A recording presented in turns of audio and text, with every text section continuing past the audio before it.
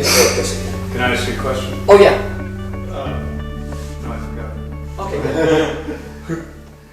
All right, then let me go through this timeline. A lot of times when I communicate with Christians, they'll say, oh, well, that's the Old Testament.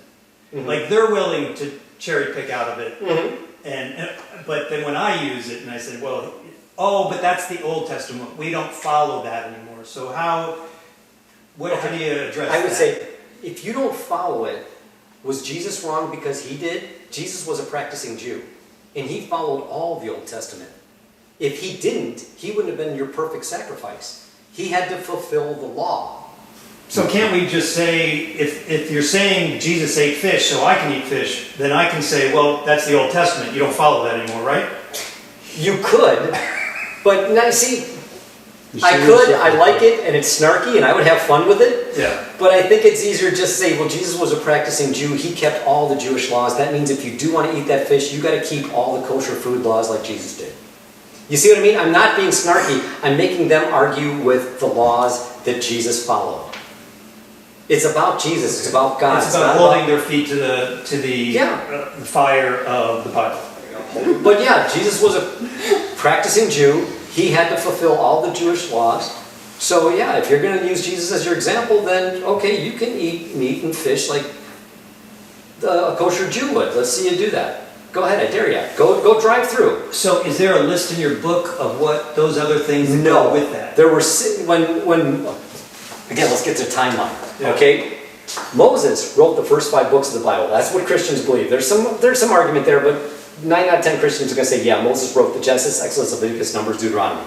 That's the first 5 books of the Bible. They're called the Torah, which means instructions. They were instructions, but instructions for who? Wasn't instructions for us here in Las Vegas, the people in New York or Paris or Munich. Everybody talk about pop. I both came to a song. Sorry about that. But it wasn't instructions for them. It was instructions for a certain group of people.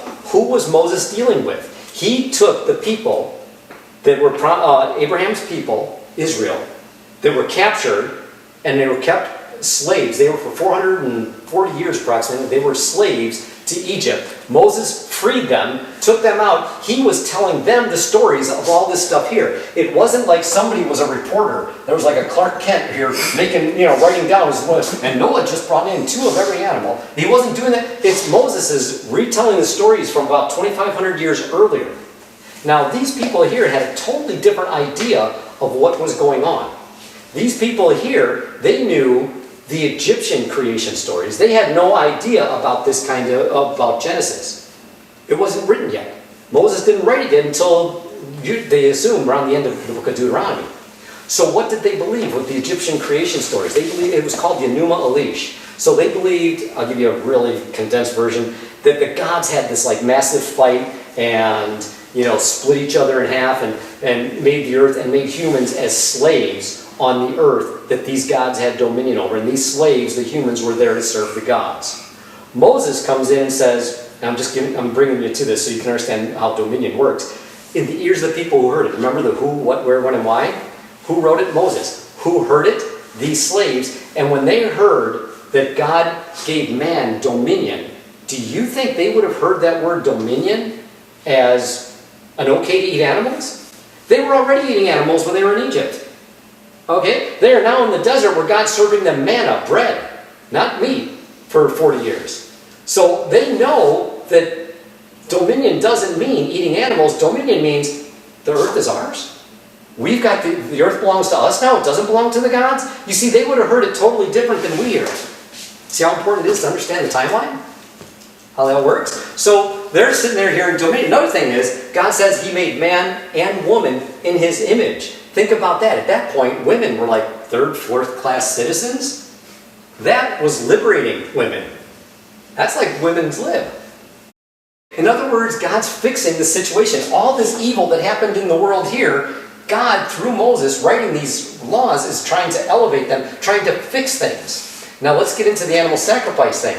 God gave all these rules on animal sacrifice in Leviticus, right? And everybody's like, oh, that's horrible, I can't be a Christian, and because vegans can't be Christian because...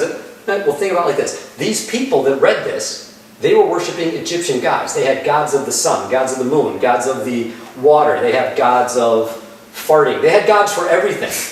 And they were making sacrifices to all these gods. So now, Moses is like, they're not going to give up God. If I come down from this hill and say, yeah, you know all your children and your wives that you killed in order to serve the gods? You're idiots. There are no other gods. You murdered your own family for nothing. They goes, they're going to kill me. And God's like, tell them just to worship me. Tell them if they want to worship, sacrifice, they got to sacrifice this way. So in just that one first time when God said sacrifice to me alone, we went from this many sacrifices to this. What vegan wouldn't take that win if they could? You see? So God ordering sacrifice, he wasn't ordering it, he was regulating it. He was regulating it down. And then when he said to do it, out of those laws, hundreds of them revolved around what you could do with the animal after you killed it, and made it harder and harder. You can't just kill any animal, it has to have no blemish on it. It can't be just one you caught there, it has to be killed a certain way. It has to be brought to the temple and done that. He made it so hard to eat animals that people are just like, I'm just going to go have some spinach. So when you read it from that point of view, from their point of view, on what was being ordered here, when God said, okay, you can kill animals and eat them, you really see God is restricting it. It didn't make the meat taste better when he gave those rules. It didn't make it give them easier access. It stopped a lot. And then by the time we get to the latter prophets and the minor prophets, Isaiah, Jeremiah, Hosea, that's in the last half of the Old Testament of the Bible.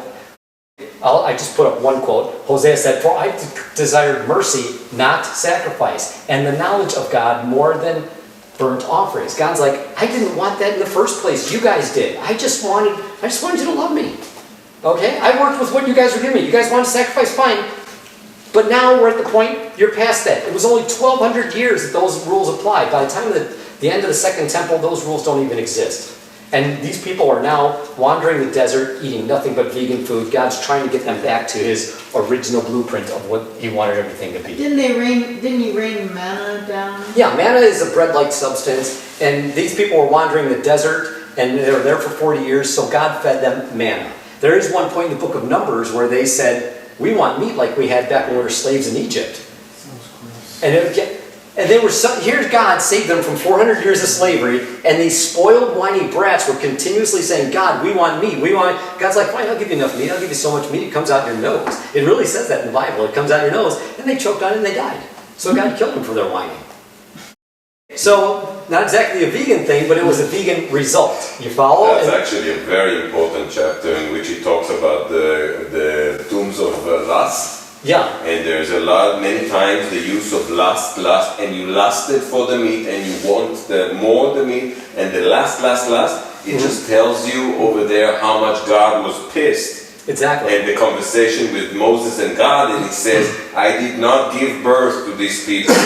Kill me. I cannot bear their complaining anymore. Please kill me. Yeah. And that's a very honest conversation between God and Moses over there. It's amazing. I didn't get into that, but yeah, every time these people said they wanted it's meat. really important in Judaism. I got a whole thing on it. I'm trying to fit this into just an hour tonight, and I'm already over time, but I love the questions. I'll keep going as long as y'all want. I love this crap.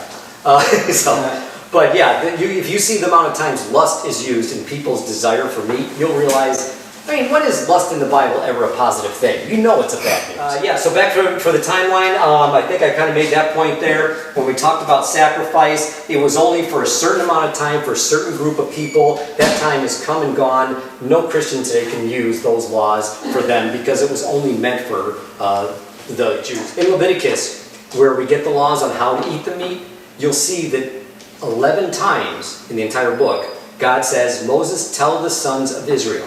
These rules were never meant for anybody except Abraham's children, the sons of Israel.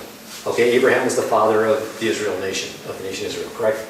So, anybody who tries to claim it's like, it wasn't meant for the Egyptians, it wasn't meant for New York, London, it wasn't meant for anybody but that one group of people. But why? Because when he led them into the promised land through the desert and they would get to the promised land was a messed up place. They were doing all these crazy, freaky, weird things. So God's like, I am going to make you so unique that when you get there, when you guys get to Canaan and you take over land and it becomes your land, I'm going to make it look so different that if somebody walks into Canaan, they're going to go, you guys aren't wearing the same clothes. You're not cutting your hair. All those crazy rules, it was to set them apart. just so visually there was a difference, and you knew Israel is now in charge. So there's more to it than that. I'm really trying to condense a lot there.